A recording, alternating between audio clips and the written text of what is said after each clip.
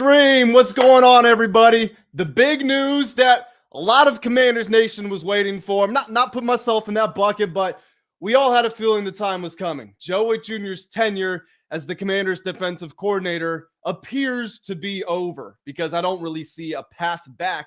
Once you get demoted from defensive coordinator, I don't think this is we'll just wait a couple of weeks and then you can go back. No, this probably indicates the end is coming for Joe Whitt Jr., and I'm here to discuss this with you guys, but not just you. I also got an esteemed panel that I can't wait to introduce to you guys. If you saw my stream a week or two ago, it's going to be that same group, that same quartet. I'm hoping to get us all back. Plus, big opportunity for you guys. And I'm probably going to be saying this a lot over the course of the stream, so forgive me if I end up repeating myself. But this is a chance for you guys to join the show. If you want to hop on here, you want to talk to myself, the other guys that we got on here that I'll be bringing out in just a second, make sure you join the full Command Discord. The link to join should be in the description of this video. I put it in there, right? I'm just checking right now. Yeah, okay, I did put the link in there. So go to the description of this video, join the full Command Discord. Once you have done that, you will be able to find the link to join the show. I'm going to get some of the other guys on here. We're probably going to talk for 15, 20 minutes or so, and then we will start getting you guys on here. So make sure that you do that. Also, if you're in the live chat, make sure you throw the chats on, regular chats, super chats. Everything is open. I'll be trying to read as many comments as we can. Hopefully we get this thing popping a little bit, in which case it might be difficult to keep up with everybody, but we will do our best. So the big news of the day, in case you guys are just getting off work, in case you live under a rock, whatever it is, Joe Whitt Jr. is out as the Commanders defensive coordinator. Now, does not mean that he's been fired because he is still on the staff. DQ made that very clear. He will be up in the box on game day, but DQ will be the Commanders defensive coordinator moving forward. There wasn't really a timeline put on it, so I'm just going to say DQ is going to be the DC indefinitely. And with that, we are going to go ahead, and I'm going to start bringing on my first guest here. We got John from the Ballin in Burgundy podcast. What's going on, John? How we doing? What's happening? What's happening? We finally have positive news, and then like 5 minutes ago, we get told, nah, hold your horses. Well, positive news. I don't know if our next guest is going to agree with you all too much. We got Tim from Tim's Sports Talk. Tim, how we doing? Just fine. How are you? I can see the enthusiasm there. I'm sure this is like your birthday. It's like a holiday for you. Joe Whitt Jr.'s gone. You must be celebrating, right? Oh yeah, just thrilled. Just champagne popping. You know. So for anyone who doesn't know, Tim is easily in the you guys remember I said in my video a couple of days ago we had the spectrum of the Joe Whitt Jr. out, and I said I'm actually over here. If I'm on the opposite side, he's off the screen. He's over there. I don't know if you'll mind me calling you a Joe Whitt Jr. defender of sorts. That's fine. But actually there we go. I was just trying to figure out I'm a streaming noob still. I'm trying to figure out how to maximize the space. But yeah, I guess we could start with you if you don't mind. I don't know if you have anything prepared, but just what was your reaction to hearing the news that Whitt is out? And he's still on staff, but he's not the DC anymore. I was sharing your stream on my channel. Oh, there we go. More publicity. We love free pub. So that's why I'm looking like I am not trying to answer your question. Due to Ballin during Burgundy, and I'll have plenty of things to say here in a minute. All right, John. Well, you are more on you called it positive news. So why don't you walk us through why you think it is? Because change needed to happen regardless of what all of us kind of think, especially coming off of Detroit's game, where their all 10 possessions all had scores. Seattle's possessions, outside of like 2, all had scores. Atlanta's some of possessions, scores. Dallas, scores. Everyone can score on this defense. And I am convinced the first 3 weeks of the season were just a different reality. I'm convinced those guys just fell off into the shadow realm, got written down in the death note, because our dreams have been screwed since week 4. It is absolutely gone. I think no matter what was going to happen, Whitt would have needed his play calling sheet taken away. Somehow he comes down onto the field. Deron Payne decides to punch Amon-Ra St. Brown. Devon Kinlaw decides to punch a referee. Quan Martin decides to get penalties galore, and somehow the defense gets even worse. And yes, you can say injuries, you can say personnel, you can say players. We had the whole debate on Tone's channel when he had the three of us on, but we all kind of are in the same boat of like, this defense is just bad all around. I don't know if there's any saving this defense. Yeah, so some numbers here, and then I'll throw it back to Tim. And you guys, we're streaming on. We got the Ballin and Burgundy stream up. If we got people coming in from multiple channels, if you guys are watching this from my channel, my perspective on it largely. But just some numbers which I shared earlier today. We allowed 546 total yards against the Lions. That was the second most the defenses allowed in a game this season. I'm pretty sure Dan Campbell was calling plays. I don't know if you guys saw the play sheet and he was talking. I think he was calling plays. Like the second half he took over. Yeah, Jared Goff got a first down or a touchdown on 58% of his dropbacks. That's the highest rate allowed by any team to a quarterback this season. The Commanders are also number 3 and number 4 on that list, going back to their games against the Seahawks and the Falcons. We are allowing 7.9 net yards per pass attempt, so passing yards minus sack yards, and then divided by pass attempts plus sacks. That is the worst since the Baltimore Colts in 1981. So, you could have people say that it is Joe Whitt Jr.'s fault. It's not his fault. It's the player's fault. It's not the player's fault. The reality is everyone involved, every single person is underperforming in some capacity. I think what makes this so difficult is because it's like that, because it's such a shit show. That's what makes it so difficult to figure out how do we actually try to plot a course forward. And what does that involve? Does that involve cutting this player, firing this coach? Maybe it's none of it. So this is where I'll transition to Tim. Actually, Tim, just 1 sec here. We got Tone from the PSN Commanders Network. He is on the channel. What's going on? Oh, we got a tech problem 5 seconds into the appearance. Yo, what's up, bro? What's going on? Okay, we got him. Tim, yes, so you're probably the most pro Joe Whitt on the panel here. And guys, once again, if you do want to get on here, make sure you join the Full Command Discord. The link to call into the show is available. We got an echo coming from someone. Probably okay. So yeah, it's gone. So while he figures that out, Tim, why don't you go ahead and walk us through your reaction?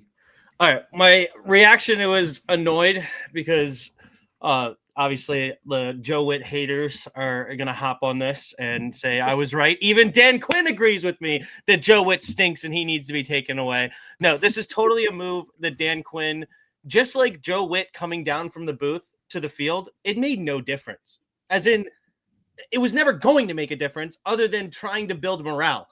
Dan Quinn calling plays is not going to make a difference other than trying to build morale, right? If we do play better this week, it's because Miami is not a top 10 offense like we've been facing the last 4 weeks. Seattle's a top 4 offense, Detroit, or top 5 rather, or top 10. Detroit. Good night.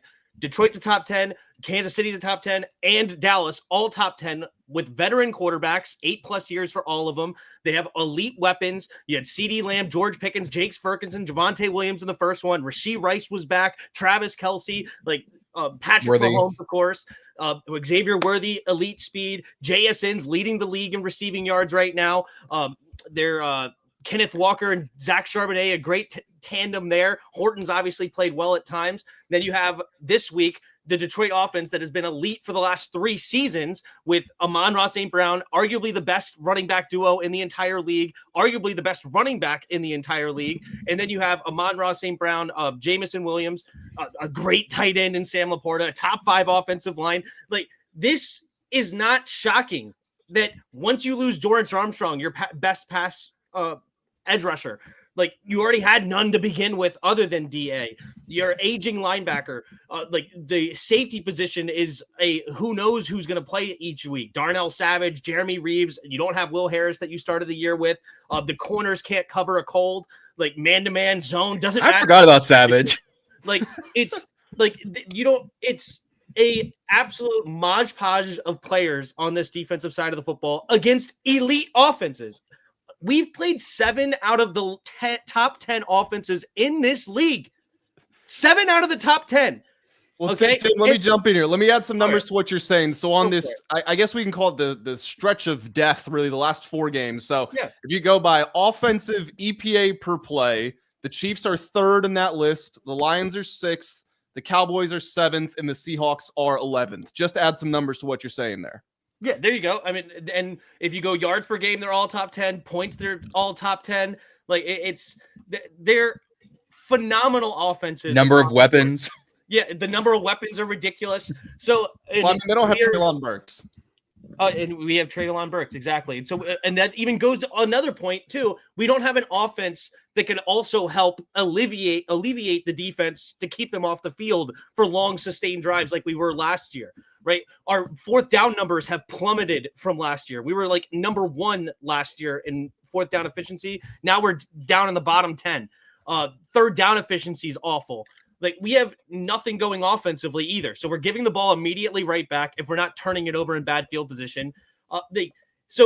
You could blame, I don't know why, or I mean, I know why, because, when bad things happen, you just look at the coach and say, oh, now the coach sucks. Just like Dan Quinn was one of the best coaches in the league last year, and now he needs to be fired to some people. It goes that quick to the fan base, and it's just not reality at all that Joe Whitt is somehow incompetent and doesn't know how to call a defense and doesn't know how to coach.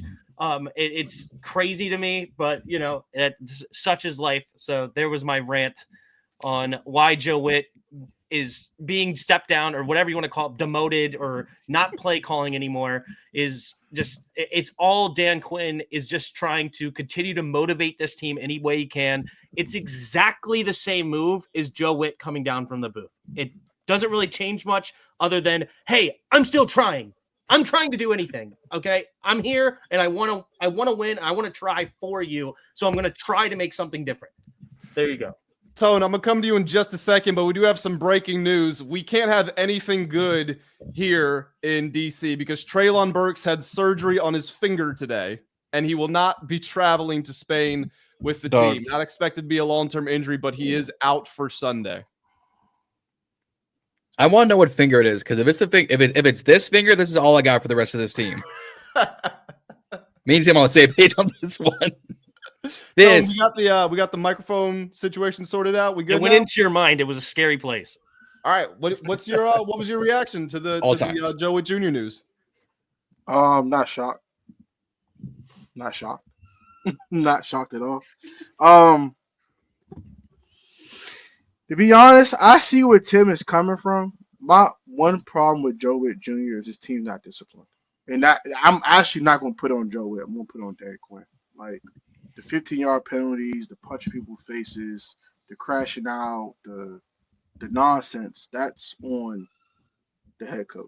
Like, I'm not going to lie. I'm not even looking at Joe Whitt no more. I don't even care no more. They keep him around, I'm looking at Dan Quinn now. I'll put you on the clock, bro. You got the rest of the season, next season.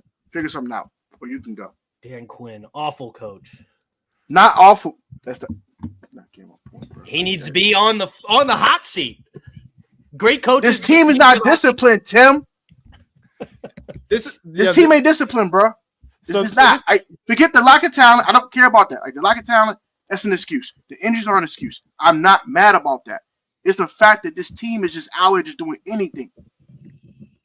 Like, John Payne out here punching people. You got Javon Kinlaw out here getting in with referees. That's what he should have sat Javon Kinlaw the rest of the game.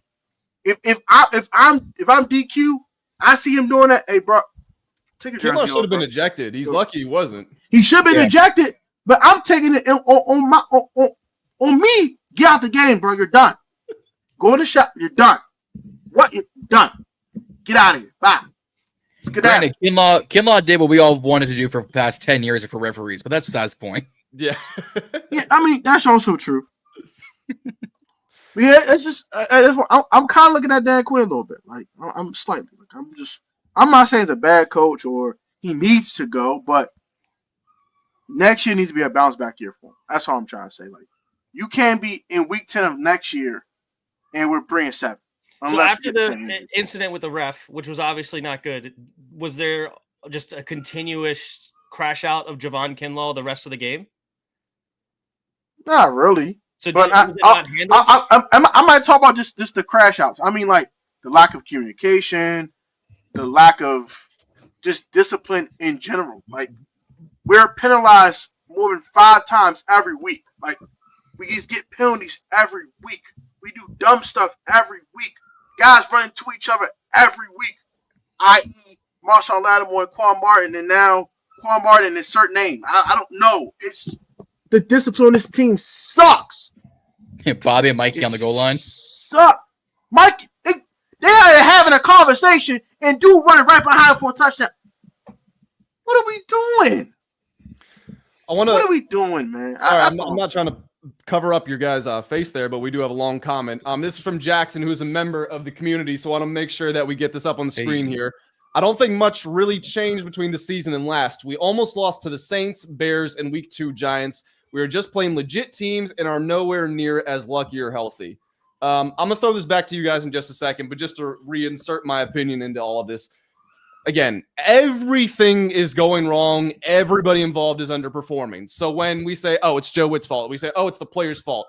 We're not saying that other players or other coaches aren't doing their job as best they can either. Everybody wears responsibility in this. For me personally, and this is something that I've been consistent with in my channel, I'm not mad we're losing. We are supposed to lose. We don't have the talent. We don't have the health right now. It's just not tenable.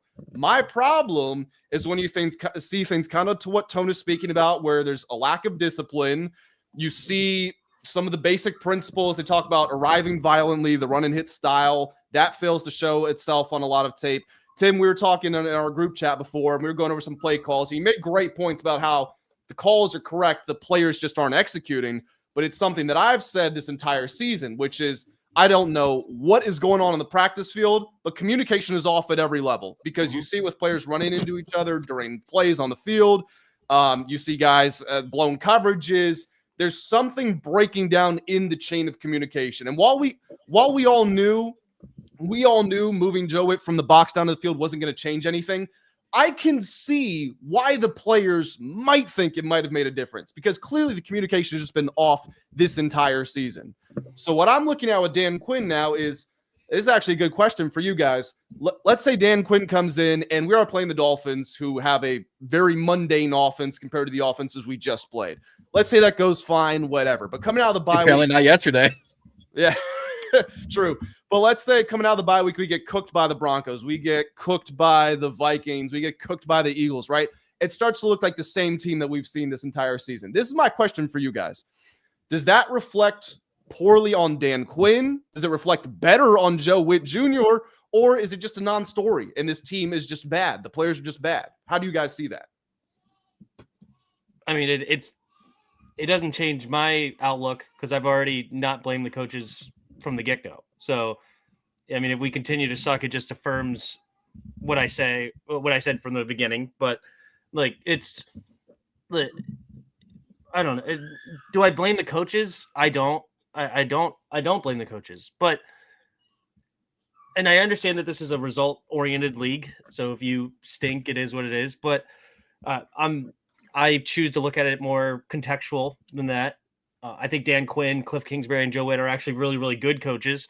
And we're going against elite teams, especially offensively. But all of them are winning teams in this league. And we're getting our butts handed to us for a lack of talent. So if we stink, like if Miami goes off for 30-plus points this week and we only force 1 or 2 punts, I'm exactly where I was last week, the week before, and the week before that. I don't know. Like doesn't change a single thing for me.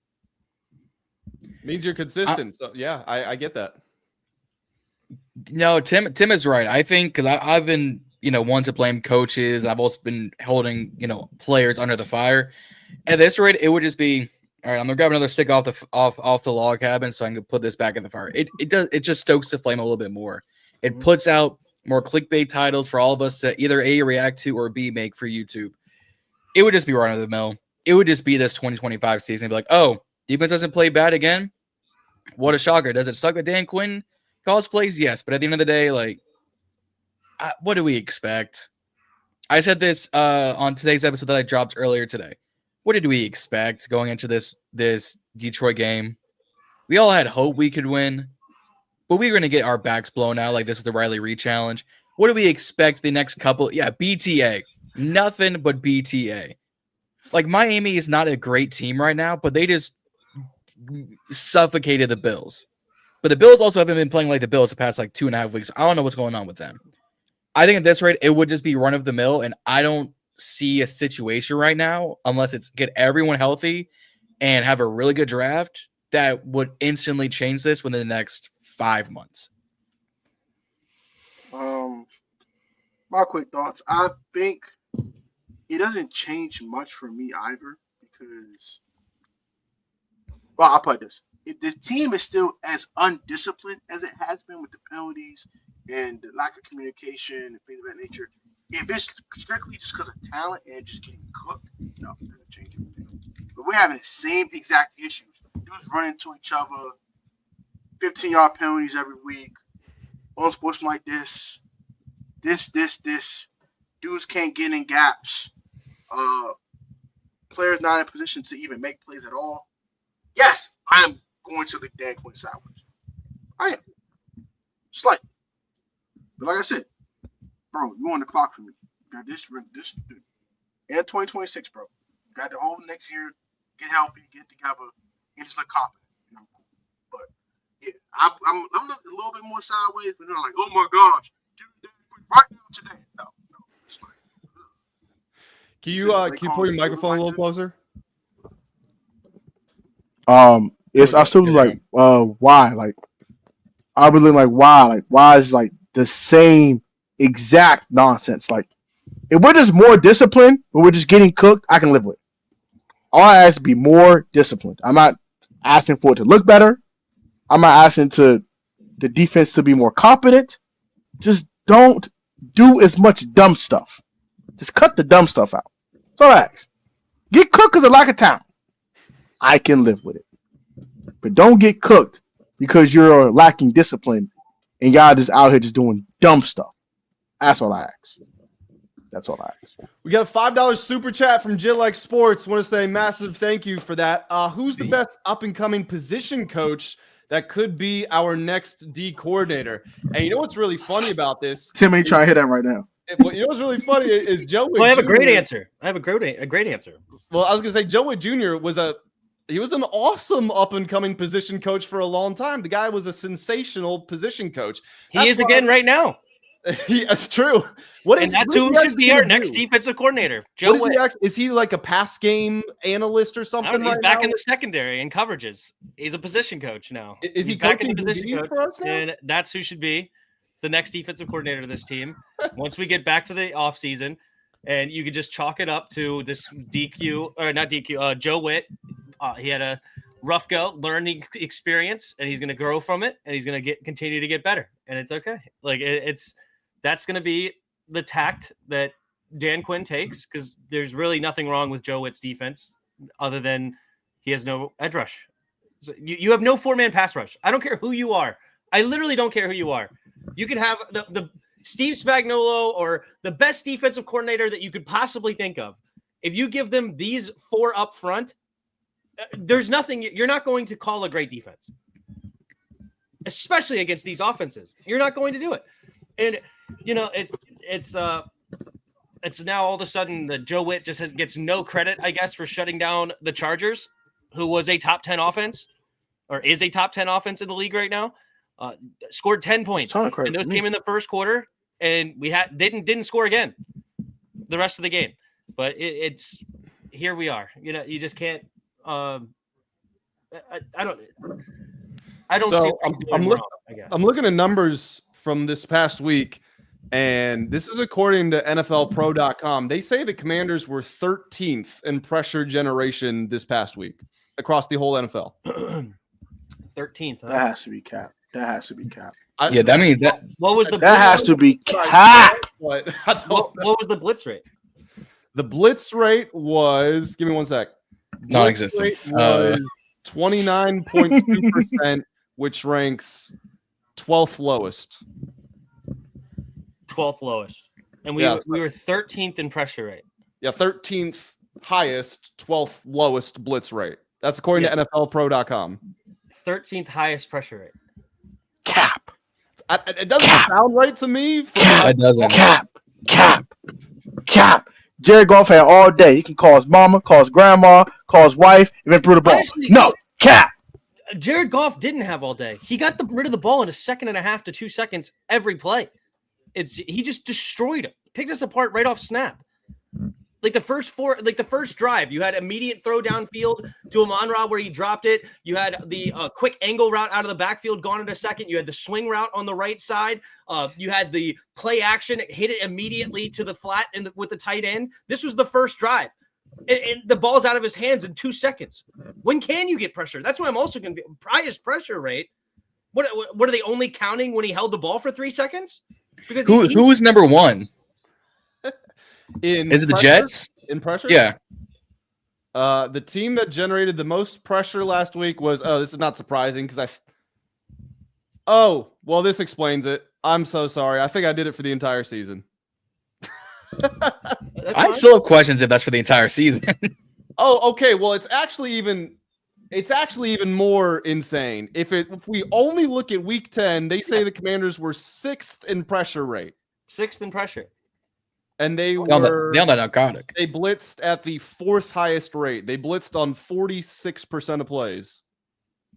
There you go. Well, the team that generated the most pressure was the Browns, and number 2 was the Jets. Because so we have there we go. 6th highest pressure rate, but we came with the 4th highest blitz rate. Yeah, correct. So they basically mirror each other. And that is why, or that's the only way that we can generate pressure is off the blitz.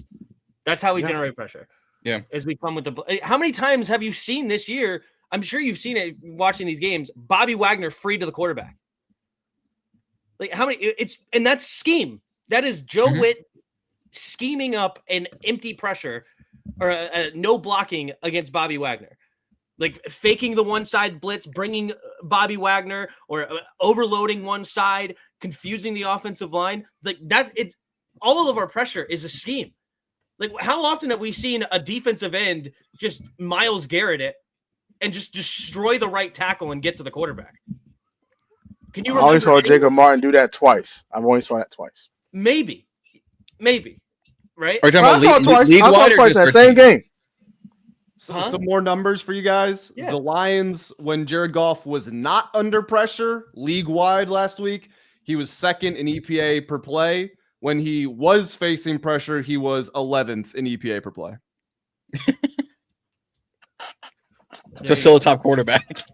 Yeah, it's still the top third. But. Yeah, interesting. And you get this from what? What website is this? This is NFLpro.com. Sweet. Do you have to purchase a subscription for this or something? I think it's like a $9.99 deal. Yeah. Yeah, nice. Gets you like all 22, all that stuff looped into one. So. Wait, you get the all 22 film on that too? Yeah. When? How NFLpro.com. I'll be honest. I don't like their search menu as much, but it's still relatively. The NFL.com website is god awful. Yeah. It's not great here either. They don't make it easy, but if you are looking for a defensive player, you can find one on the field, but you can't sort by pass player, run plays. Like that type of stuff sucks, but. Can you sort by anything on NFL.com? I don't know. I haven't used it in a while. Yeah, I don't know if you could do any of that with NFL Plus. And this is okay. I'm gonna ask for you to send me that later because I'm gonna cancel my NFL Plus because it's awful. That's the one. That's the only way I thought. Yeah, send me that too. I'll pay the $10 a month. I didn't know you could get all. I'm looking at it right now. People thinking DQ will change the defensive output. Got a rude awakening coming. Whitt was DQ light. I mean. This is what I'll say. They do kind of, I don't know what Dan Quinn's going to change, really. Like, if there is going to be a change, it's going to have to be because DQ is getting more involved with everyone at practice, which on a week where you're flying to a different continent, I just don't know how tenable that's going to be. This is probably the week more than any that you just go, we're not adding anything new. We are what we are here. Yeah, they've got the bye week coming up. Maybe coming out of that, you see something. But even in that case, I don't know if I can look at that fairly and say, oh, that's the DQ effect. No, that's a bye week. That's self-scouting. That's stuff like that. Yeah, I don't know why they did it this week. It is irritating. Well, I mean, my only assumption is, again, they're just trying to show that they still care. Like Dan Quinn's saying that I am not satisfied with this. I'm not going to be quote unquote insane and do the same thing and expect a different result or whatever. I'm going to make a move and we'll see what happens. And I'm showing the team that I'm still putting in effort. Don't give up on this staff. Don't give up on this team. We still could get to the playoffs mathematically. I mean, likelihood is very, very, very, very, very low, but mathematically we can still do this. Like, stick with me and see where we can go with this. But other than that, I wish he waited at least one more week, not going against a veteran quarterback with top tier elite weapons, even though Miami still has a couple of nice weapons. I mean, Devon Achane can absolutely destroy you. Jalen Waddle, I think, is top, 7 or something. Where's Waddle? Top 6 in receiving yards? Or something? Isn't he really up there? It's somewhere up there. Am I making that? I mean, like 6 or Achane is 7, basically the closest thing you get to Gibbs in the NFL. Achane? Yeah. He's Gibbs light. He's Gibbs light. He's just a Gibbs mini light. Jameer He's Gibbs. explosive as all get out. Like he's a more better explosive receiver out of the Derek Carr. backfield, but he's not anywhere close to as good of a runner. Yeah. Okay, Jalen Waddle is 10th. Waddle's 10th. Okay, so I mean, Waddle's still a very good player.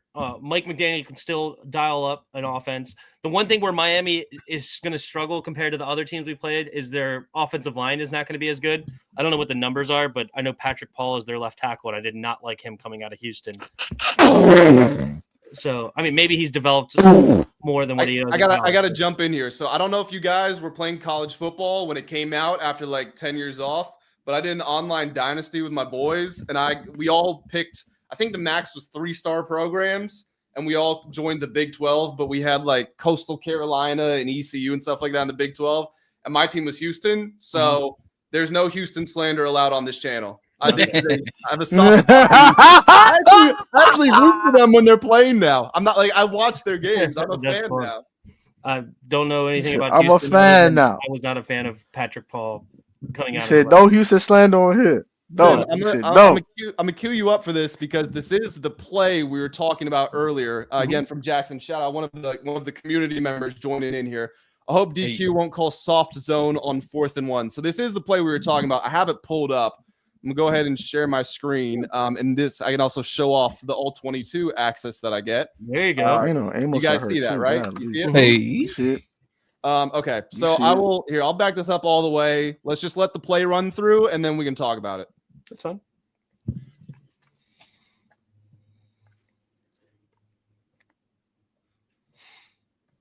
So this is on a 4th and 1. From the 18 with 59 seconds left in the first half. So again, Tim, this is the play we were talking about, and you made some good points. It still comes back to me with my point of stuff going wrong on the practice field. But since the comment was about playing soft zone, why don't you go ahead and talk us through this? Yeah, no problem. So the inside receiver is going to motion out so that Amon-Ra becomes the inside receiver. You have Amon-Ra going to the middle and then going to run a corner route, and then the middle receiver runs a little hitch, and then Williams runs a go. You could see Iganagani, who's the corner, gets sagged in for Amon-Ra St. Brown. Bobby Wagner should be out there, and then Noah Iganagani should be on the little hitch. But because it's Amon-Ra, the Amon-Ra effect, right? They're hyper-focused on Amon-Ra. He gets sucked way too far inside, and Noah Iganagani out of position, thinking that maybe he could jump a quick pass going into, if he tries to get to Amon-Ra quickly. So it's the play call is fine. You have all the defenders on that side that you need. You have 4 covering 3, safety over the top, 3 defenders across, but Noah Iganagani gets sucked in on Amon-Ra St. Brown, leaving, I think, is it Raymond, wide open there for the first down? Yeah, so it's, and, there's 0.0% chance that Joe Whitt said, leave Khalif Raymond wide open and just go cover triple team Amon-Ra St. Brown. He didn't say that. That's not how they coached it. It's not how Dan Quinn would want it coached. Nobody would coach it that way. But Noah Iganagani, a backup corner, coming into the game, trying to make a play. We're getting our teeth kicked in. The whole thing, it's a recipe for an easy first down, great, quick read. And you could see that Jared Goff even wanted to throw it to Amon-Ra quick, but he then gets off of it and goes to Khalif Raymond. So it's frustrating. I'm not going to sit here and say that, I'm happy about this play. When I saw it, I was super disappointed. Just like everybody else, I was like, why do you only have 2 defenders out there covering 3 guys? But it's Wagner and Noah Iganagani not doing their plays. Yeah. Well, Go ahead. You got No, it. I was gonna say if you so like that frame right there, Khalif hasn't even started his route. He's still on the line of scrimmage. He was a delayed start, and then keep playing. He takes like another 2 seconds. He doesn't start running route till right now. So everyone's already got their assignment, their alignment assignment responsibility. He motions out JMO, snaps the ball. There's like a 2-second delay before Khalif even starts running his route. So I think that's part of it. If that was just purely design call, hey, whoever's in, was that the Y? Don't run your route for another 2 seconds because that's just going to open up a hole. That's perfectly play called by Dan Campbell and company. If that's purely on Khalif not knowing that the play started and our defense still went out to get everyone, I don't know necessarily if this is actually the wrong call, but it's just funny looking at the all 22 and it's like, oh, Khalif doesn't start running his route till 3 seconds into the game. I've got a hot pocket ready to go. So this is my question, right? And Tim, when we were texting the group chat, and I get everybody can't see our text, right? But one of the things you pointed out is Wagner looks to his right early on in this play. I think it's right, like right there. So he's looking in this direction. Even before that, you can see that he looks outside. Like it's his assignment to be over there at some point, right there. Yeah, right there. He does the little scan. Mm-hmm. So and then immediately he turns that direction, right? That's his assignment is to cover that way because they have 2 guys and they're even dropping Luvu into coverage. So they have 3-on-1 on the backside. The running back's going to get out to the flat, right? So yeah, you have a 3-on-2 on one side, 4-on-3 on the other, and Noah Iganagani just vacates his zone. Good times. So my question for you is, if Noah's in his right spot, which based on, and this is hindsight obviously, but if he's in his right spot, which is more in this general vicinity, this is still going to be open because Bobby is not tight enough, right? Like we're kind of splitting hairs. This is still going to be a completion either way. Yeah, potentially Bobby Wagner should have been over more to help cover the 3 receiver side for sure, but he decided to line up right on the quarterback. Maybe he didn't react to the motion quick enough. Maybe with the tight 3, that was what was called for. But I don't know. I'm not in their helmet to know or on the practice field. But I highly doubt Dan Quinn or Joe Whitt was like, yeah, that's fine. Just leave 1 receiver. Put Noah Iganagani on 2 receivers and, Bobby Wagner just go hang out on the sideline, I guess. Wagner's probably too slow to cover Amon-Ra regardless. Well, this is a perfect segue because this brings us into the next play. And I think this is I just think it's a very interesting play. So go for it. I haven't watched this one. So this one you're going to get me. Let's see. Wait. Okay. They didn't start the clip early enough. Wait, so you say you didn't see this one? I mean, I saw it live, but I haven't broke it down. So I don't know what I don't remember it off the top of my head. What's the down? Which one's this? This is, I don't know what the down and distance is. It's a 14-yard touchdown. It's the Lions' first score of the game. Oh, Gibbs. Okay, Gibbs going to hit the angle route afterwards, and Jordan McGee is just going to get toasted. Right. So what I've rewound it as far as I can. Yep. McGee's on this side originally. McGee is actually the one who communicates to Wagner, hey, let's flip this. So I'm more in position to guard Gibbs. So when we play this, we'll see. Obviously, it is a little angle route. McGee kind of has to get around this traffic here. And in doing so, just gives up that inside leverage. And I mean, he kind of probably takes it a little bit too far outside, actually, now that I'm watching it here. I haven't watched the all 22 on this play yet. This is a tough play for a linebacker to make on a running back in general, much less Jahmyr Gibbs. Yeah, but going back to kind of the communication piece of it, one of the things I found the most interesting was that it was actually McGee's idea to communicate to Wagner. Wagner is staring at Gibbs. McGee's the one, he says something, and he reaches over and taps him like, hey, let's flip this. And then that's how McGee even gets in position and obviously doesn't stop it, but that just stood out to me. Another thing is that this route by Gibbs is probably an option. So if he hung out inside, he would have cut out. Right. It's most likely an option here that Gibbs could have chosen to go either direction. And it's just good play design because he's occupied and he's occupied. And like you said, Gibbs is doing what he's going wherever he sees the grass. Yep. Facts. And, it's a quick read. I mean, how long does freaking Jared Goff hold onto the football here? Like 2 seconds? Like the ball is out maybe before 2 a pressure seconds. could even get out. I think we sent 1.75 5. seconds. We sent 5, and there's just nobody around him because the ball's out so fast. It's very hard to. There's nothing the defensive line could do, even if you're going to get the ball out that quick. You got to play better coverage than that. But yeah, and this goes to show there's not, as you said earlier, there's not many linebackers that can cover Jahmyr Gibbs, and this is zone. It's not like he manned him up, but that's what the offense gets paid to do. They get the matchups they're looking for. They get they have play designs attacking certain players. Honestly, they could attack several different sides of the field with the same play, obviously, but this is the matchup that he wanted. He got to it very quickly, and a 5-man rush can't even get there. No.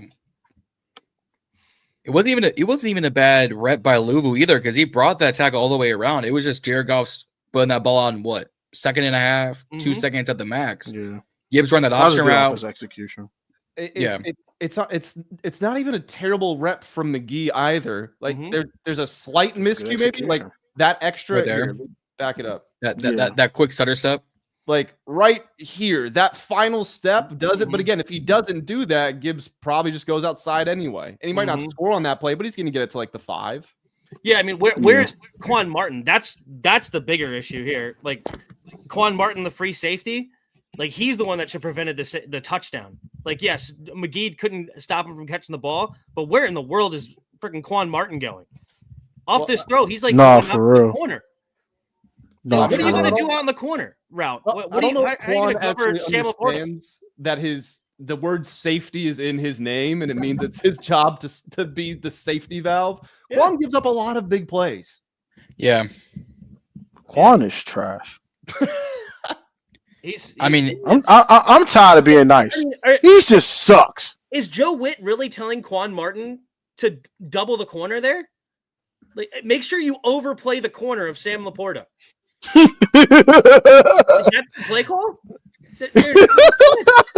Well, I mean, this is what it always comes back to with me. I don't think we have a lot of talent on this defense, and I don't want to take any personal shots at players. Maybe they are stupid, but I'm not going to call them stupid. I don't know. I genuinely have no idea. I don't think he's. I don't think he's a good football player. I'm not saying Quan's stupid. I think he's not good. Well, no, it's but very hard to play safety, especially against Detroit. Where I'm going with this is every player on the defense has made a mental mistake at some point in the season, and they've done it relatively frequently. There are some players who do it more than others, but I'm not just going to go, that's because you're stupid and you're stupid and you're stupid and you're stupid. You know where this is where I get to Joe Whitt Jr. Okay. Through the first, I feel like we've gone away from the Joe Whitt Jr. scheme conversation, and it's just been like, we need to burn Joe Whitt Jr. at the stake. There's nothing good about him. But the first 6-8 weeks of the season, when it was Joe Whitt scheme, I was saying, guys, the scheme is changing every week. Everything is changing. It's not scheme. It's always been about if the players don't know where they're supposed to be, it's his job as the leader of the defense. He might call the perfect play.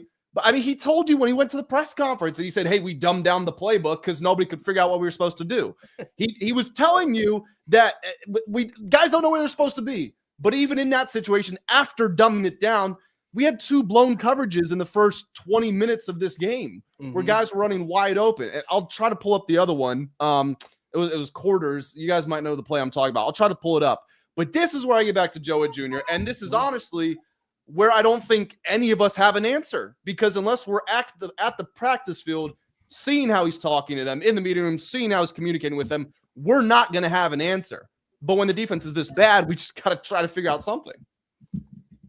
Yeah, I mean, you have to lean on their history, right, at that point. And in Dallas, I mean, it was pretty universal that everybody considered that secondary that he coached up to be phenomenal.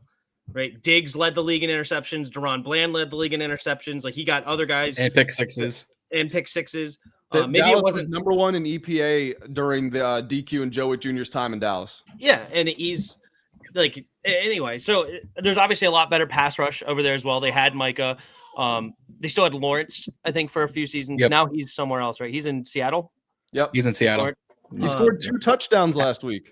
I was about to say. You didn't bet that? No. Yeah. That Dude. wasn't in your Now you ain't bet that. Yeah. Would have retired. I wouldn't be talking to you guys. And I'd have been a millionaire by now. is Joe Whitt a bad coach? I mean, I personally just don't think so. I don't think he is. But I agree with you. We can't know what the conversations like are in there. I mean, have the players come out and talked about it? I doubt it. I hope not. I don't think so. Like DJ Swearinger, I remember when he was here with Jay Gruden, he just came out and said, like, this freaking practice sucks. I don't know what to tell you. Like, this coaching staff's awful. Yeah. The closest we got with Stainer still liking the Instagram comment, either him or his wife. His wife's a reflection of him. Like, if she liked this, because they won. Wife liked it. He's saying that. Like, I don't like this guy. Huh. Let's say there's that, and there was like the first week of practice under the new regime talking about some players are complaining the practice is too hard. We're all like, no, because you haven't been coached properly in 4 years. Were we wrong to be like, oh, maybe these players are just morons, or coaches just don't know how to communicate? No, right, for real.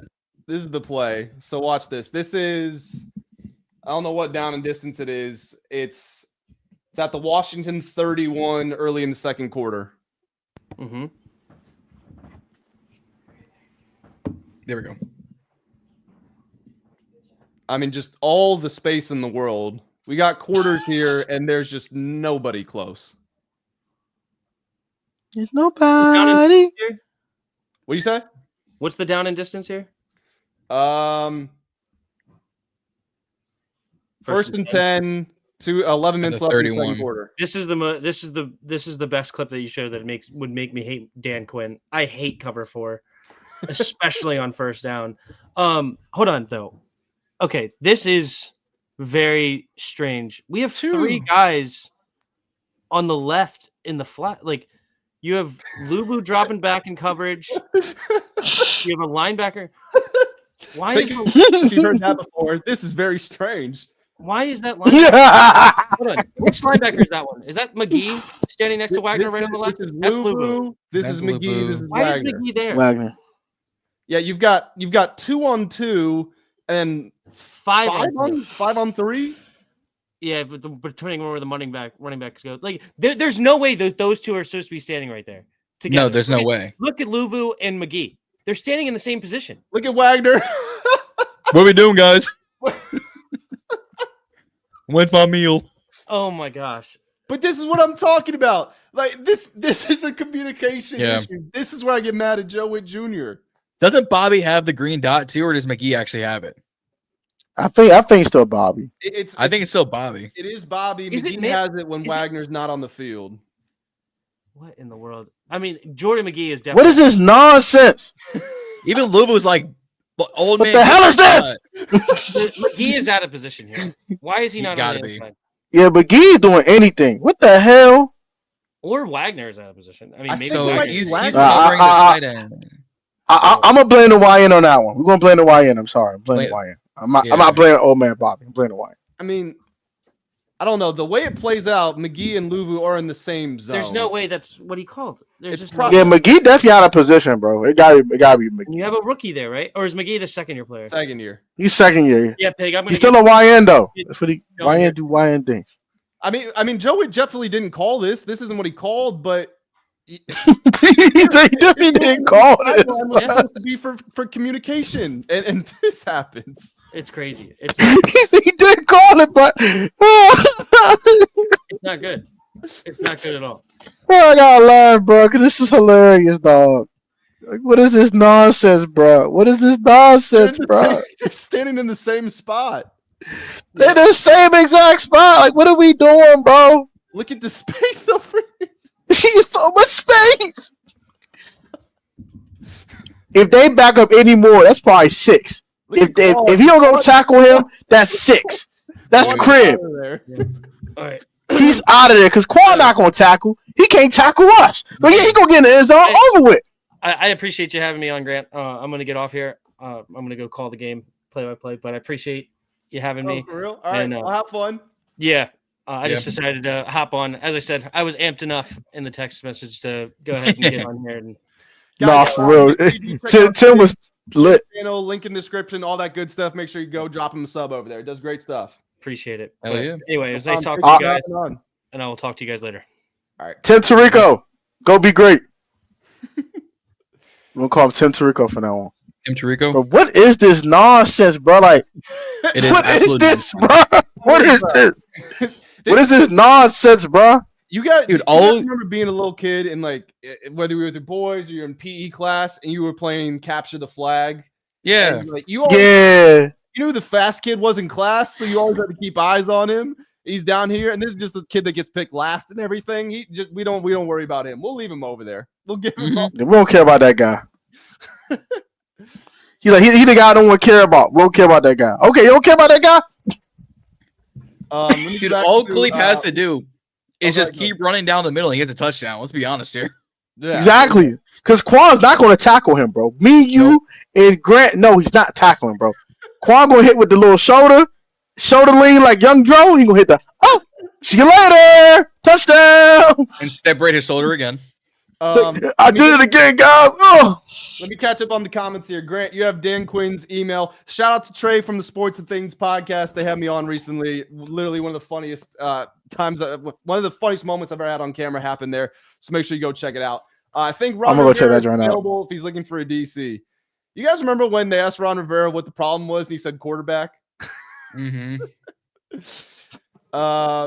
Wagner's probably too slow to cover Amon Ra. Wagner's too slow to cover everybody in this live stream right now. Yeah, man, I cook Bobby Wagner. I send his ankles to the shadow realm. Stop playing. When's everyone going to start blaming management for putting this team together? I don't blame Adam Peters. I don't. My channel's heard me talk about this enough. Either one of you guys want to talk about this? You want to, John? All right. Look Go here. ahead. Can we stop blaming Adam Peters for every dag on thing? Jesus Christ. Golly, bro. All right, cool. You put all these old guys on the ARP fan club. Okay, bro. All right, I get it. Zach Ertz is old as heck. I get Bobby Wagner's old as heck. I get Von Miller is a elder statesman / need to retire next year, but don't want to refuse to retire. I get it. Fine. Whatever. Outside of those three, was anyone that old? Like Javon Kinlaw is relatively young. The draft class, of course, is all rookies. Duh.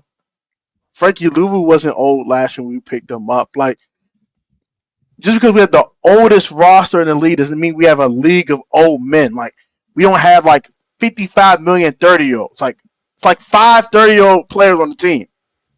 They also did Those three, Tunzel, and like that's about it. They didn't plan on signing Von Miller. It was like, oh, training camp has started. I don't have a team. And it's like, okay, well, we'll bring you in to be a specialty pass rusher on third down. And now he has to start because we have so much injuries. But Von Miller was never even in the picture to begin with. No. Exactly. And another thing I want to bring up is, the roster construction sucks. Why we trade for Laramie Tunzel? Laramie Tunzel is a top 5 tackle in football, you idiots. It's going to cost you to get one. He didn't want to trade a first-round pick. That's what you have to do. That's what has to be done. Like, wake up. Smell the coffee. What are we I'll do that one every time. And then, Josh Carney stinks. He just had his best game of his career Sunday. Leave Josh Carney. And I've been critical with Josh Carney too. So I need to also leave him the heck alone too. But let's leave Josh Carney alone while we at it. But they drafted Cooper DeJean. But they took Mikey over Cooper. He's up and down. Bro, Cooper DeJean is a dog, and I get it. I understand that, but he preferred who he preferred. I can't get mad. Mikey does have, 7 career interceptions? Mikey's not a bad football player. We are like Mikey Sammer still is straight garbage. Yes, he's been getting cooked this year. I get it. But so is everyone. It's been feast or famine. He's either caused a turnover, got a PBU, or got deep fried and sauteed with no seasoning. I get it. But, God forgive me, but damn! Dang, bro. Like, Mikey is just garbage. He's not garbage. Like, he is still a decent football player. Like, Benson, he don't get to play enough. Like, how can we judge Benson and he don't get to play enough? He don't get a chance to catch the football. They just spam Zach Ertz all the time, and he's 85 years old. I want to see freaking Benson. Jordan McGee sucks. He barely gets he's playing now. Like, can we just be patient? Like, I'm the whole Adam Peters blaming thing needs to stop. Like, he had 2 off seasons. He had no foundation. He had Jay Gruden players, and that's it. He had Jay Gruden players and Quan Martin, who was okay before they got here. They purged all these guys. I get it. Emmanuel Forbes is a lot better in LA. I get it. Cam Curl looks a lot better in LA. I get it. So people are, oh, we could have kept these guys and we've been fine. Well, they ain't fit the scheme, dummy. Like, we got to stop blaming Adam Peters for every daggone thing and start looking at everything in retrospect and actually have some context to it. They brought their guys in. Last year was lit. This year sucks because everybody named Mother's hurt. Can we wait till year 3 before judging people, please? Like, that's why I'm kind of like not on the fire Joe Whitt thing. I'm like, hey, get these guys another season. Give Joe Whitt some more talent. Maybe it might look a little better. You know the crazy thing to your point is about us not having an old folks home. I think every single person who's gotten injured this season is under the age of 27, besides Except Eckler. for Terry. And Terry, yeah. But like Jaden, Luke, Noah. Oh yeah, Wise too. Wise is 30, I think. Armstrong, Harris, Amos. Yep.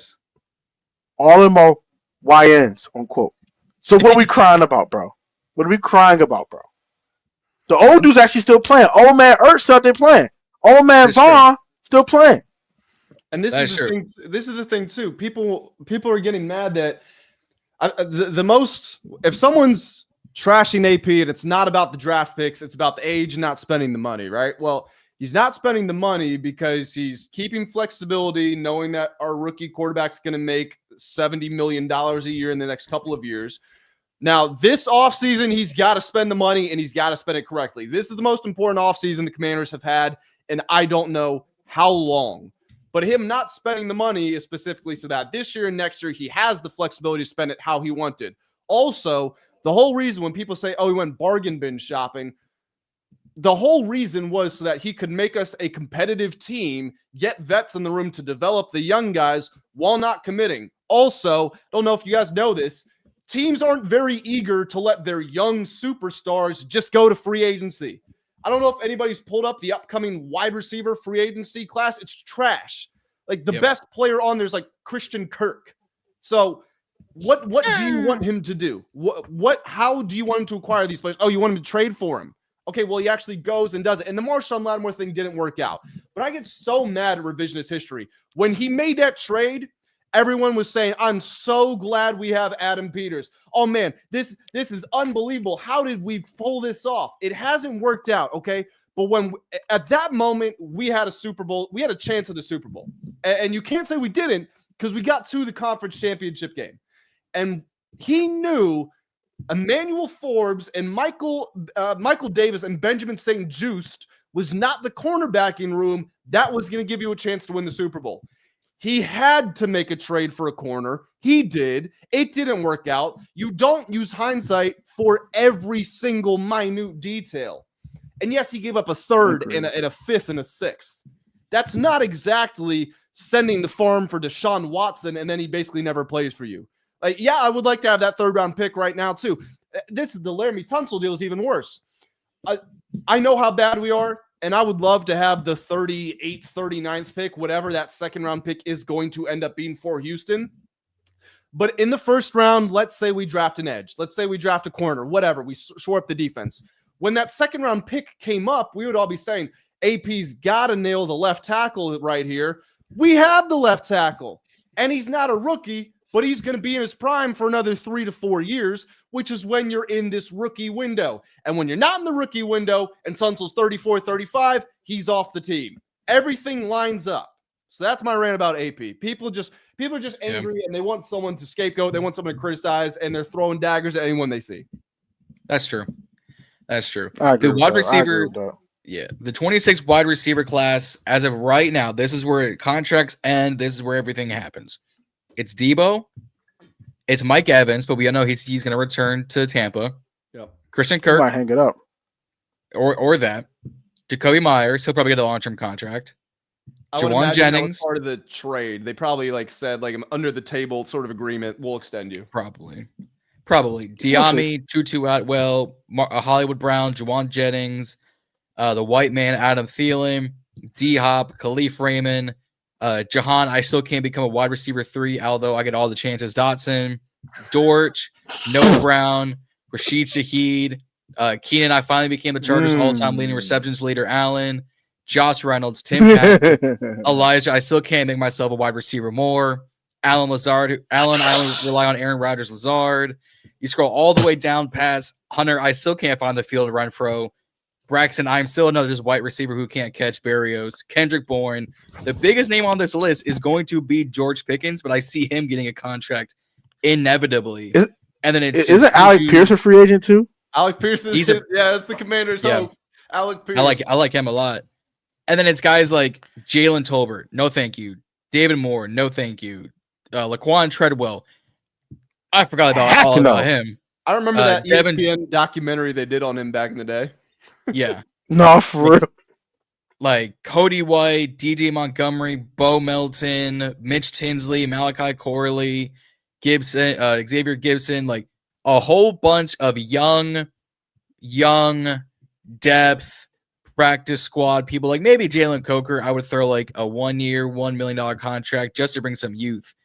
But it's not like the big names I see getting re-signed real quick. Mike Evans, Jacoby Myers, and George Pickens. So take them off the boards. It's Kirk.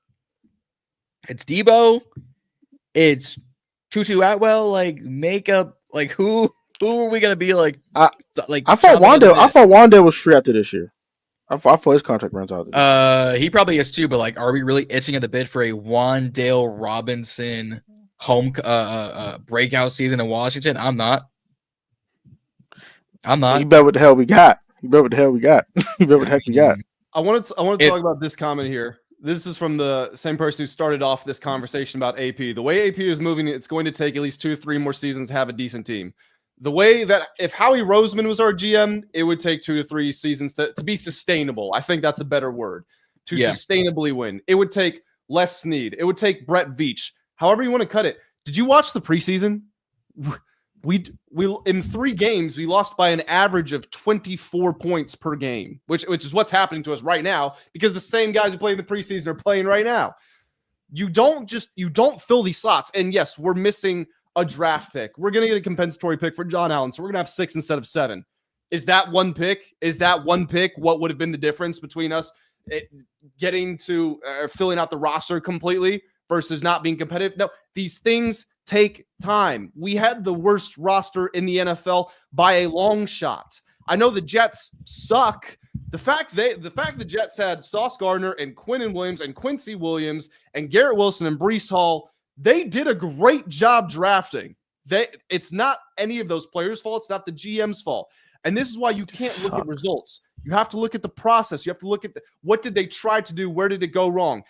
Should the Jets GM be fired for drafting Quinnen Williams and Sauce Gardner and Garrett Wilson and Breece Hall? No. But just because they're losing games, no, absolutely not. No. John Allen won't be a compensation pick because we released him. I thought we were getting a compensatory. I thought it was supposed to be a compensatory 6th. Not this year, at least. Maybe next year, but not this year. We have 2 6 because of the or 2 7s because of the B-Rob trade. Huh. We got 2 6 because of the B-Rob trade. I think we got the 6 back. 1 7 for now. Debo. Oh, that's right. But yeah, like it's because we let him walk. It's not that we necessarily like made some big move. It's we were like, nope, we don't want you. Have a nice day. We also didn't spend a lot of free agency either, like big money. So we didn't spend big money, but we spent a lot of money. We just spread out the wealth. You know what it is, we ain't spending. We're supposed to get a comp pick for Fowler because Wise went down. We're supposed to get a 6th round for that. Oh. We're cooking in the 6th round now. We got 3 6. Oh, because Wise went down before he played 4 games. Yeah, you're right. Yeah. I see some comments right here from Sean Taylor in Miami. Drake made #1 MVP race. He said something about Jaden Daniels. The 7 injuries. in a year and a half. Yeah, he's a Jaden. This number's been changing. He commented on one of my videos recently that he had 8 injuries. Yeah, he counted Jaden getting the wind knocked out of him as an injury. Like, yeah. Well, if you scroll up further, he said, "Who is this sped kid talking about Tone?" I was like, "That's disrespectful." Was he talking about Tone? I don't know who he was talking about. I didn't see this when it came in, but I mean, he's watching us. He's choosing to listen to sped people talk in his free time. He is. I agree. That's fine. If you want to call me special ed, that's fine. Have a great day.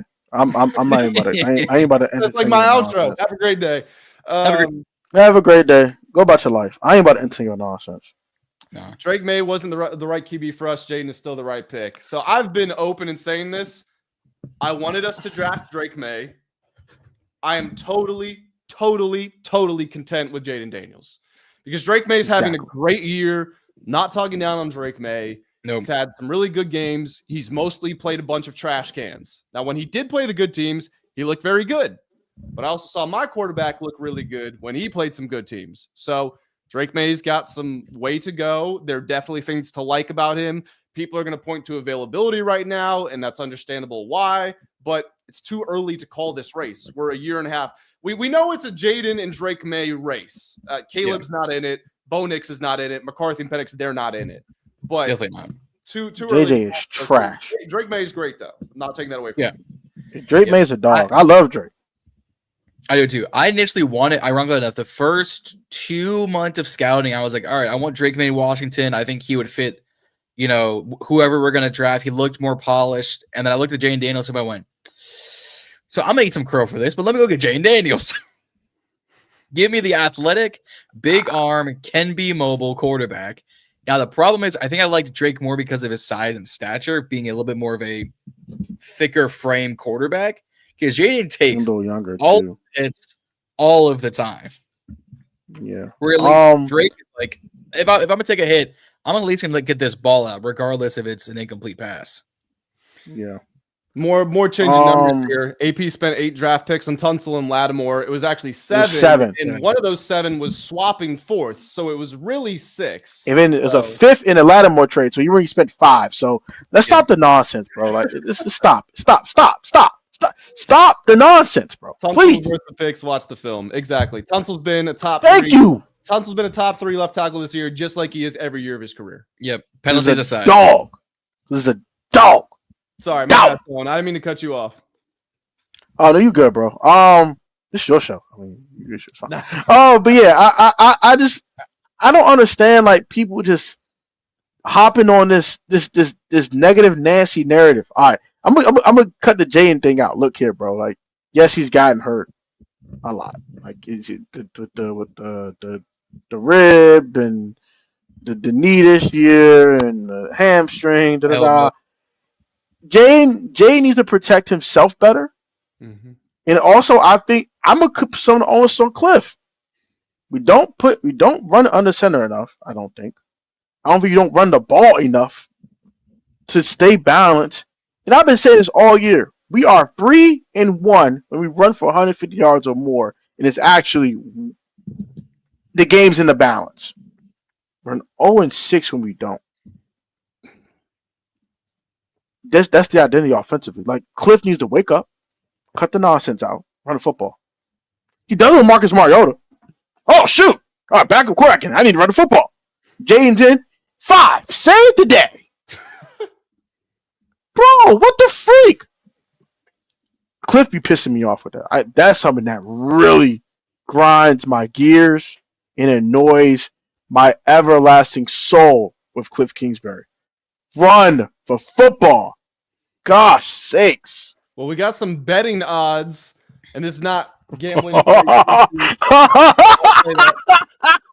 Odds to be the New York Giants' next full-time coach. Lane Kiffin at 4-1, which shocks me. He's staying in the He's coming to Florida, baby. I think he is going to Florida. I do think he's going to Florida. He might stay at Ole Miss. So they might have to fork out for him, but I don't think it's Kiffin. Cliff at 5-1. Jesse Minter at 6-1. Clint Kubiak at plus 650. Halfley at 7-1. Gruden, Garrett. Jason Garrett would be hilarious.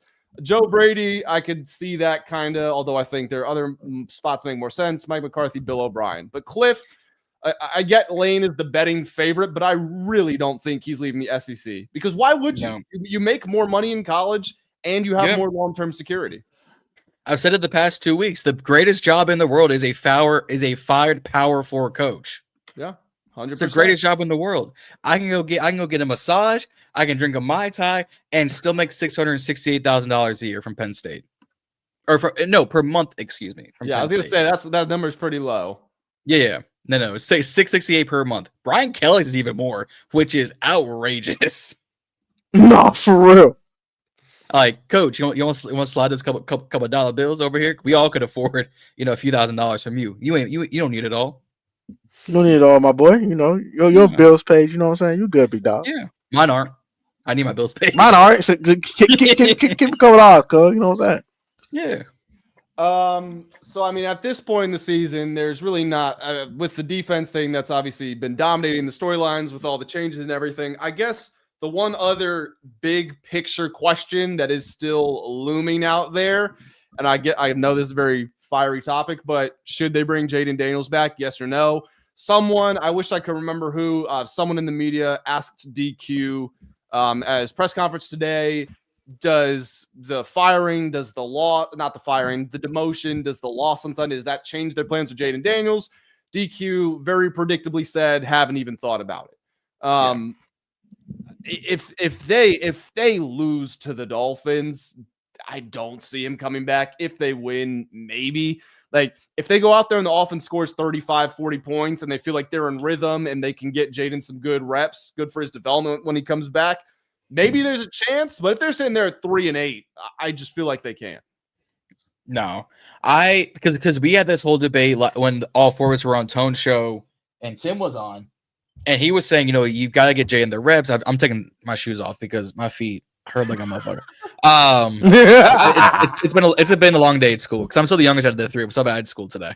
No, I've been saying this for weeks. I said this when the second injury hit and he missed a game or two. I said, put him on IR, save him the 4 weeks, because that also opens up a roster spot for someone to be elevated. Now with Treylon Burks not playing, Jaden not flying out, Terry not flying out, Deron suspension, you just opened up like 3 roster spots. You've got to elevate every single wide receiver on the practice squad. But should Jaden play, I don't even think if we win against the Dolphins, it would be worth it. Because it's the Dolphins right now. But John, he just beat the Bills. I'm sorry. And the Bills beat the Chiefs. Cool. The Chiefs also aren't a super team this year. If the Bills had beaten, the Colts and then they lost, different conversation. Because the Colts are the cream of the crop right now in the AFC. They beat the 5-4 Chiefs, and then the Dolphins beat them. Same situation. The Panthers beat the Packers, but then lost to the Saints. It's every given Sunday. So I say no with Jaden, strictly because we are playing hot potato, jump rope, and twister with the NFL injury bug. He's had 3 in 7 games that he's actually played, because he's missed at least 2. That's 3-7, 3-6. All we need is 1 concussion, or the other arm getting hurt, or a twisted ankle that affects the ACL, MCL, PCL, meniscus, LCL, and his quadriceps. And now he's gone for a year, and this puts us next season without possibly Mariota, possibly Cliff, and now possibly without your starting quarterback. So I say no, regardless if he needs the reps. He needs muscle. I don't know if he needs the reps. I'm iffy on it. I can't say yes or no. There are pros to it. Like, yeah, he does need the reps. I'll play this. It's a caveat. I'm sorry for kind of giving a cop out here. I'm sorry if I'm copping out, but if Terry McLaurin and Jaden are ready to play, yes. If they say, bro, Terry ain't ready, put Jaden and Terry both on CNN injury reserve. Fold, tank. I wish they traded people at the deadline. They did in 2023 when they traded Montez and Chase and sent them both to different teams and let them go prosper elsewhere. They should just did it. They should said, screw it, forget the crap, Just look here, bro. Prosper. We saw what happened with Chase, but whatever. Just bottom out. Just cut the nonsense. You already had the franchise quarterback. It's okay to bottom out one season if it bounces back next year. It's okay. It's okay. But they want to win and they want to fight. They want to scratch and claw and like all the mantras. We're Rough Riders. Anytime, anywhere, anybody. Anytime, anywhere, anybody. You can get whooped, get spanked, get obliterated. BTA, whatever you want to call the nonsense. Anytime, anywhere, we get spanked. So go sit everybody down. Even Treylon Burks is hurt now. Like what? Like Trey Amos broke his fibula. Like bro, just stop. I can't take it anymore. I personally don't want to see Jaden come back because if he gets hurt again, I'm gonna just be heartbroken. But if him and Terry are both ready to play, I am okay with it. But yeah, if both are not ready to play, sit both of them. Like I don't want to see Jaden come back to four-finger Treylon Burks, Robbie Chosen, the remnants of Deebo Samuel, and all the receivers in the shadow realm. I don't. So okay. Jaden and Terry both ready to go? Yes. Both of them not ready to go? Send them both to the IR and just fold and just bottom out. Like screw it. Question for you and for Granite. I'm taking over his show now. To caveat your caveat. Will Terry ever be ready this season? I'm sorry. I don't think so. So that's why I'm like, yeah. So let me just give a very quick update here. By the way, guys, I got to get out of here in like 10 minutes, like hard deadline. But so quick update. The players who are not traveling to Spain, Jaden Daniels, Treylon Burks, Ali Cajo, Trey Amos, Terry McLaurin is traveling to Spain, but they already ruled him out, and it's only Monday. So this is going to be his third missed game because they didn't put him on IR. Now, granted, they have mismanaged IR already this season. If I'm looking at it how it should be, 3 games by a week. They didn't want him to miss the 4th game. They're thinking he's coming back after the bye. If he's not on the field in the game after the bye, which is the Broncos, that would be the 4th game, and it would mean they mismanaged it again. They've already mismanaged. If you put him on IR week 3, we are in week 10. That is 2 straight IR appearances he would have had to make. Because 4 straight games, 3 plus 4 is 7, plus 4 is week 11. Here we are today. It's not Steiner math. It's not Braun Breaker math. It's not even the math they're teaching right now where you can't carry over the 1 because 1 plus 1 equals 3. It is simple arithmetic. 2 plus 4 plus 4 is week 12, which gets us into the bye week. Oh, could have been healed up. But no, he's week to week. We need to monitor his status. We need to assess after the bye week. The only thing we know how to assess right now is what zone coverage is going to get cooked more, cover 1 or cover 3. This is funny because she does keep me on the timeline, but she's very generous. You know, we're supposed to be watching some show together right now, and it's a good woman. Keeping her waiting, but anyway, not to distract. Poor lady. Why send someone who isn't playing? Well, I mean, have you guys seen the rumors? And what up, Joe? I can't confirm if this is true or not, but there's been rumors that Terry hasn't been going to the home games, wasn't there at the Lions game. Don't know if it's true or not. I think it's just because we get clips on Twitter of Jaden being there and we don't get them of Terry, so we'll probably never know. But why send someone who isn't playing? It's good. I mean, it's a free trip to Spain. But what I don't understand is they didn't fly him to Atlanta so that he could stay home and rehab. They didn't fly him to, I think, Dallas so that he could stay home and rehab. Yet internationally, we're gonna let him fly. But Jaden, who got injured more recently, is not good to go over. Oh, we got a guest on the show. Say hi, CJ. Baby Tech. Baby Tech. Baby Tech. CJ. Now, question: can he play corner or safety?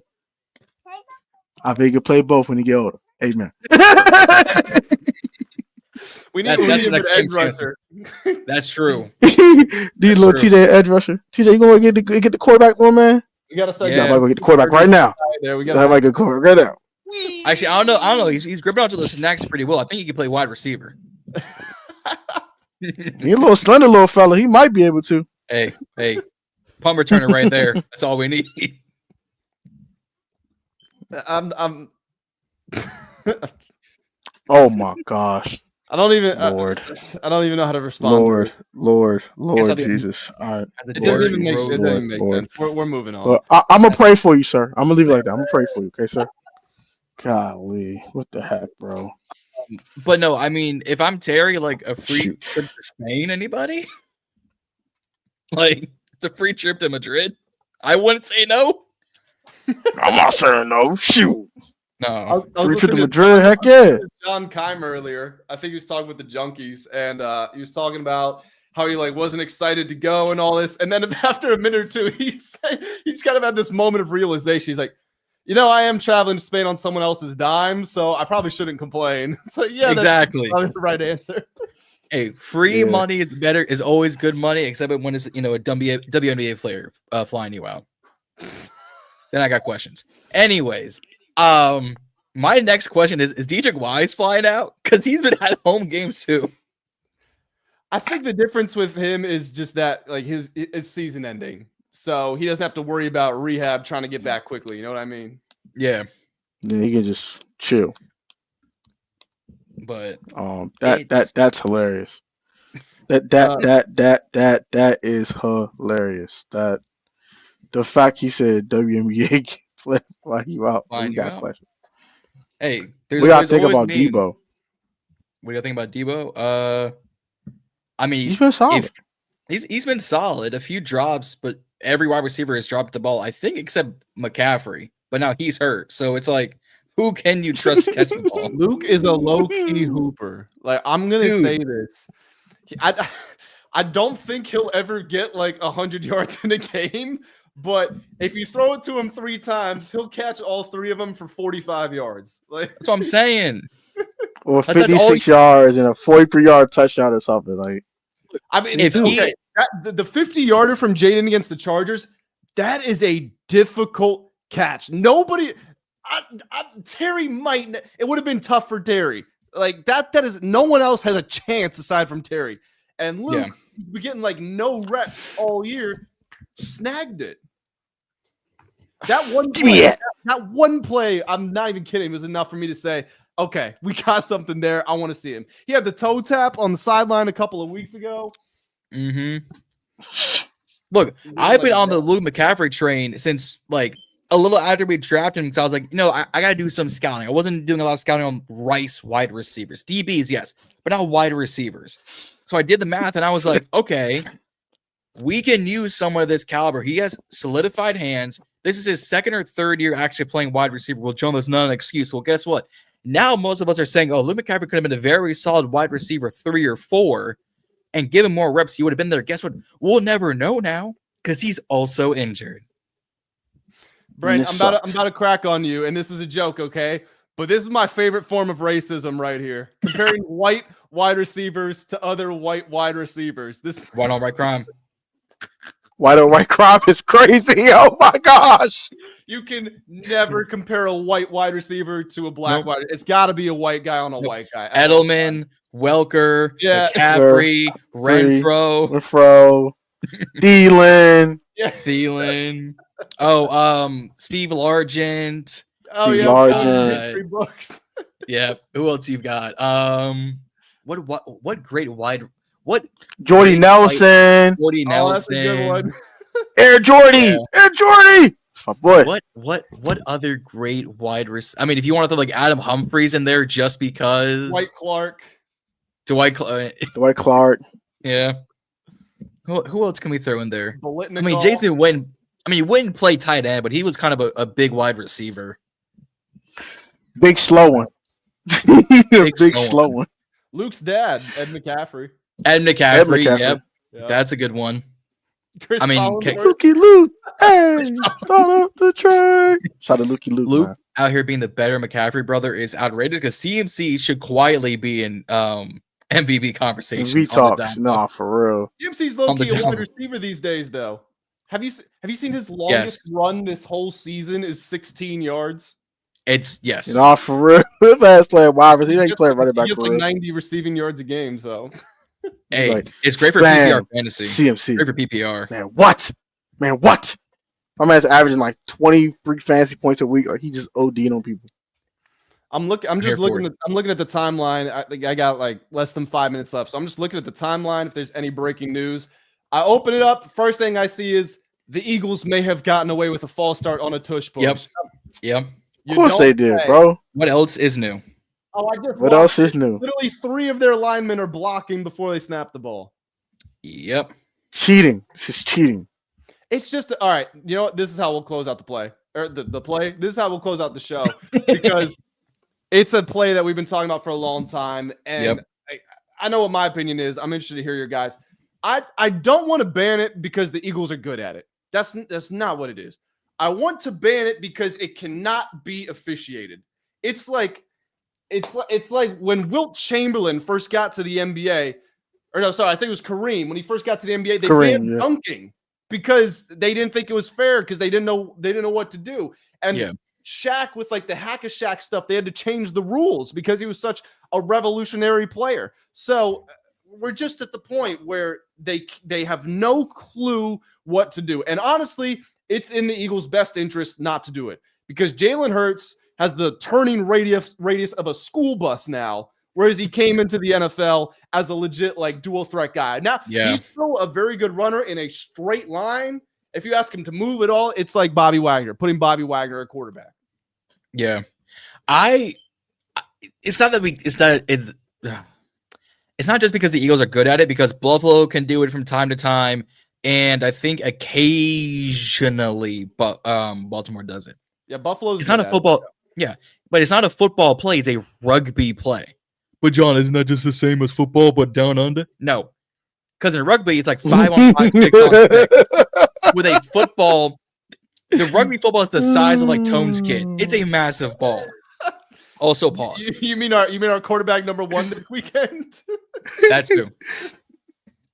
All right, come on, TJ. Go for some passes, little man. Yeah, but it's also a rugby play. Is you have your running back, your fullback, and one of your tight ends behind you, tushing, like literally pushing your tushing down inside the 1 or inside the field goal or inside the goal line. It's also a problem when you do it 4 straight times to get 1.5 yards.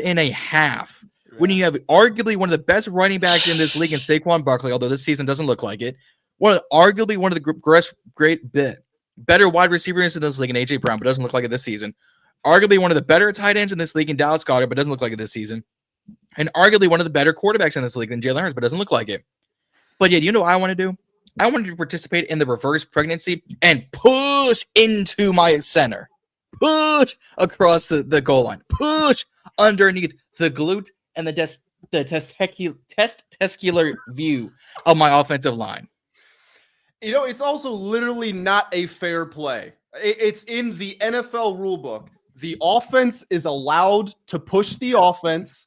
The defense is not allowed to push the defense. Nope. Or jump over the offensive line, apparently. Can you imagine if offensive pass interference was legal, but defensive pass interference was illegal? That is exactly what's happening here.